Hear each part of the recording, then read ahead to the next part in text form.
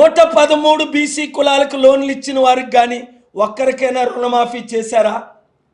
రైతులకు రుణమాఫీ చేశారా?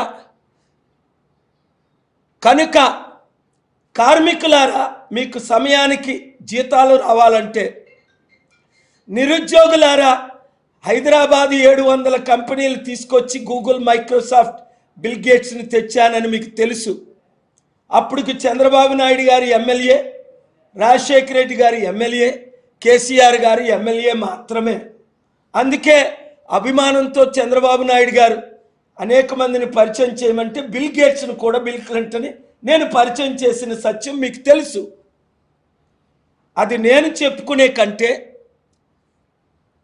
తెలిసిన పెద్దలందరూ, మీడియా ఓనర్స్ అందరూ, మీడియా మిత్రులందరూ మీరు దీన్ని సత్యాన్ని ప్రకటించి, బీజేపీని చూసాం 15 సంవత్సరాలు, కాంగ్రెస్ని చూసాం 54 సంవత్సరాలు, కేసీఆర్, బీఆర్ఎస్, టీఆర్ఎస్ పాలన 10 సంవత్సరాలు చూసాం. ప్రజాశాంతి పార్టీ 17 అభ్యర్థుల్లో తెలంగాణలో కనీసం 10-12 ఎంపీలు గెలిపిద్దాం. 17 గెలిపిస్తే వండర్ఫుల్. ఆంధ్రప్రదేశ్లో 175 ఎమ్మెల్యేల్లో కనీసం ఒక 100 మందిని గెలిపిద్దాం. చంద్రబాబు నాయుడు గారు 5 లక్షల కోట్లు అప్పు చేశారు. జగన్మోహన్ రెడ్డి గారు 7-8 లక్షల కోట్లు అప్పు చేశారు. 13 లక్షల కోట్లు అప్పు తీర్చడానికి డబ్బు లేదు. సెక్రటరేట్ని జగన్మోహన్ రెడ్డి గారు 360 కోట్లకి బ్యాంకుకి అమ్మేశారు. వడ్డీకి ఘోరమైన అప్పులు తీసుకొచ్చారు. కనుక పాలన వారంతా అప్పుల పాలన, అవినీతి పాలన, అక్రమ పాలన, కుటుంబ పాలన, కుల పాలన చేశారు. ఎవరిని పర్సనల్గా నేను అటాక్ చేయను, అయితే అన్పార్లమెంటరీ వర్డ్స్ వాడను. ప్రపంచంలో 197 దేశాల్లో ఈరోజు రష్యాకు విరుద్ధంగా యుక్రెయిన్కి మద్దతు ఇవ్వడానికి నా పిలుపు మేరకు 2022-23లో 192 దేశాలు చేయూతనిచ్చాయి.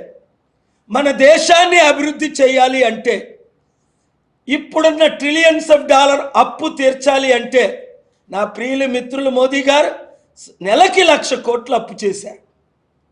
అప్పు తీర్చి ఆంధ్రాను అమెరికా చేయాలన్నా, తెలంగాణని అభివృద్ధి చేయాలన్నా, భారతదేశాన్ని నెంబర్ 1 చేయాలన్నా ఇప్పుడు 102వ స్థానంలో ఉంది అప్పుల్లో. కూరుకుపోయి ఉన్నాం.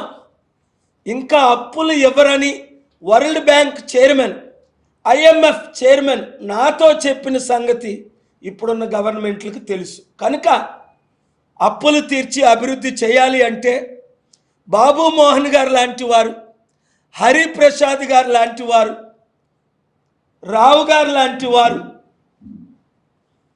ప్రొఫెసర్సు, డాక్టర్సు, ఇంజనీర్సు, IAS, IPSలు, ఇప్పుడు కర్ణాటకలో MP, రిటైర్డ్ DGP సాంగ్లియానా గారు ప్రజాశాంతి పార్టీకి ప్రెసిడెంట్. ఇప్పుడు ఈ రోజు నుండి బాబు మోహన్ గారు తెలంగాణకి ప్రెసిడెంట్.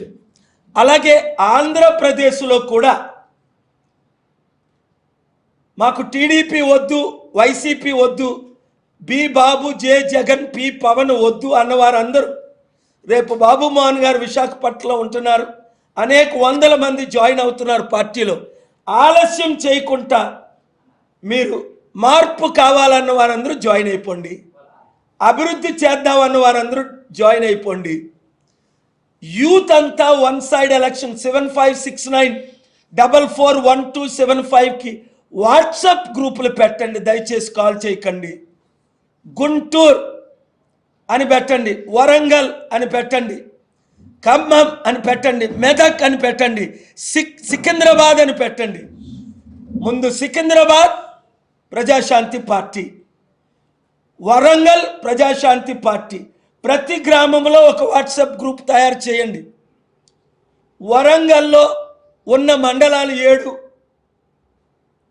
కదండి, 7 మండలాలు, 7 ఎమ్మెల్యే నియోజకవర్గాలు, దాదాపు 7×5=35 మండలాలు. రండి. 4 లక్షల క్రైస్తవులు ఉన్నారు, 2 లక్షల మంది నిరుద్యోగులు ఉన్నారు వరంగల్ చుట్టూ. మీ అందరికీ ఉద్యోగాలు ఇస్తాం. ప్రపంచంలో డబ్బు ఎక్కువైపోయింది, మనకి దరిద్రం ఎక్కువైపోయింది. చైనా 100 దేశాలకు అప్పిస్తుంది, మనం 100 దేశాల్లో అప్పడిగితే ఇవ్వట్లేదు.